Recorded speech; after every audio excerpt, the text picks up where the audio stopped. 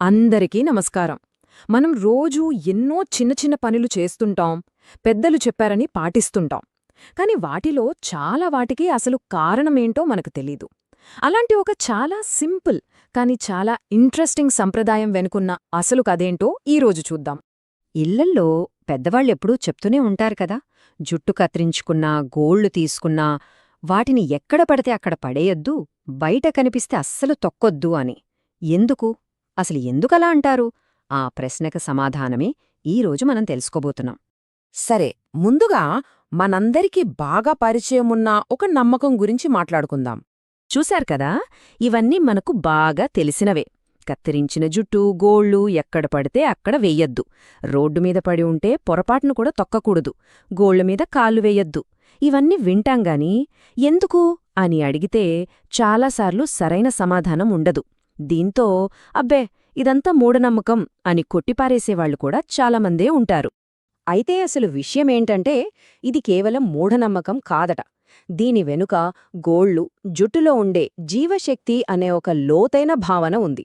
ఇంతకీ ఏంటా జీవశక్తి? చూద్దాం. అసలు పాయింట్ ఇదే. కత్తిరించిన తరువాత కూడా జుట్టు, గోళ్లు వెంటనే ప్రాణం లేని వస్తువులుగా మారిపోవట. అవి నిర్జీవంగా మారవనే మనవాళ్లు బలంగా నమ్మేవారు. అసలు ఈ నమ్మకానికి మూలం జీవశక్తి. అంటే ఏంటంటే, ప్రాణమున్న ప్రతి దాంట్లో ఒక వైటల్ లైఫ్ ఫోర్స్ లేదా ఒక ప్రాణశక్తి ఉంటుందని అంటారు. ఆ శక్తే ఈ జీవశక్తి. ఓకే, మరి దీనికి ప్రూఫ్ ఏంటి అని అనిపిస్తోందా? చాలా సింపుల్ లాజిక్ అండి. అవి పెరుగుతున్నాయి కదా, మన గోళ్ళు, మన జుట్టు కత్తిరించినా మళ్లీ పెరుగుతూనే ఉంటాయి. జీవం లేనిది ఏదీ పెరగదు. కాబట్టి ఈ పెరుగుదలే వాటిలో జీవం, అంటే జీవశక్తి ఉంది అనడానికి సాక్ష్యమన్నమాట. ఈ జీవశక్తి అనే కాన్సెప్ట్ ఇంకా బాగా అర్థం కావాలంటే ఒక మంచి పోలిక ఉంది. ఒక పువ్వుతో దీన్ని పోల్చి చెప్పారు. అదెలాగో చూద్దాం. ఇప్పుడు చూడండి, మనం ఒక చెట్టు నుండి పువ్వును కోసామనుకోండి. కోసిన వెంటనే అది వాడిపోతుందా? లేదు కదా. కొన్ని గంటలపాటు, కొన్నిసార్లు రోజంతా కూడా తాజాగా, అందంగా ఉంటుంది. అదే లాజిక్ ఇక్కడ కూడా వర్తిస్తుంది. ఆ పువ్వు ఎలాగైతే చెట్టు నుండి వేరైనా తనలోని జీవశక్తి వల్ల తాజాగా ఉంటున్నో, అచ్చం అలాగే మన శరీరం నుండి కత్తిరించిన జుట్టు, గోళ్లు కూడా తమలో ఉన్న జీవశక్తిని కొంత సమయం పాటు నిలుపుకుంటాయట. అయితే ఆ సమయం ఎంత, ఆ జీవశక్తి ఎంతసేపు ఉంటుంది అని అడిగితే ఆశ్చర్యంగా సరిగ్గా 24 గంటలపాటు ఉంటుందట. అంటే ఒక రోజంతా వాటిలో ఆ ప్రాణశక్తి యాక్టివ్గానే ఉంటుందని నమ్మేవారు. సరే, వాటిలో జీవశక్తి ఉంది, బానే ఉంది. కాని పొరపాటున వాటిని తొక్కితే ఏమవుతుంది? అసలు ఎందుకు తొక్కొద్దంటున్నారు? అసలు కథ ఇక్కడే మొదలవుతుంది.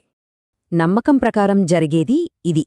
మొదటిగా ఎవరైనా ఆ జుట్టునిగాని గోళ్లనిగాని తొక్కినప్పుడు వాటిలో ఇంకా మిగిలియున్న జీవశక్తి ఆ వ్యక్తి శరీరంలోకి బదిలీ అవుతుంది. తర్వాతేం జరుగుతుందంటే, ఆ వ్యక్తి సొంత జీవశక్తికి, ఈ బయటనుంచి వచ్చిన జీవశక్తికి మధ్య ఒక రకమైన ఘర్షణ, అంటే ఒక కాన్ఫ్లిక్ట్ మొదలవుతుందట. చివరిగా ఈ రెండు శక్తుల మధ్య జరిగే సంఘర్షణ వల్లే అనారోగ్యాలు వస్తాయని నమ్మేవారు. ఇది అసలు లాజిక్. సో ఇదండి సంగతి. ఈ సంస్కృతి వెనుక ఉన్న తర్కం ఇదే. అంతా కలిపి చూస్తే మనకొక క్లారిటీ వస్తుంది. అందుకే మన పెద్దలు వాటిని తొక్కొద్దు అని అంత ఖచ్చితంగా చెప్పారు. వాళ్లు చెప్పిన ప్రకారం ఇది కేవలం ఒక ఆచారం కాదు, హిందూ సంస్కృతిలో భాగమైన ఒక ఆరోగ్య సూత్రం. అంటే మనమిక్కడ అర్థం చేసుకోవాల్సిందేంటంటే, ఈ నియమం ఏదో బుడ్డిగా పెట్టింది కాదు. ఆరోగ్యం, ప్రాణశక్తి వీటన్నిటిమీద మన పూర్వీకులకు ఉన్న ఒక నిర్దిష్టమైన అవగాహన నుంచి పుట్టిన ఒక బోధన ఇది.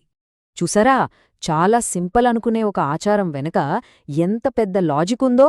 మరి మనం రోజూ పాటించే ఇలాంటి ఇంకా ఎన్నో సంప్రదాయాల వెనుక ఇంకెన్ని రహస్యాలు దాగి ఉన్నాయో కదా, ఆలోచించాల్సిన విషయమే.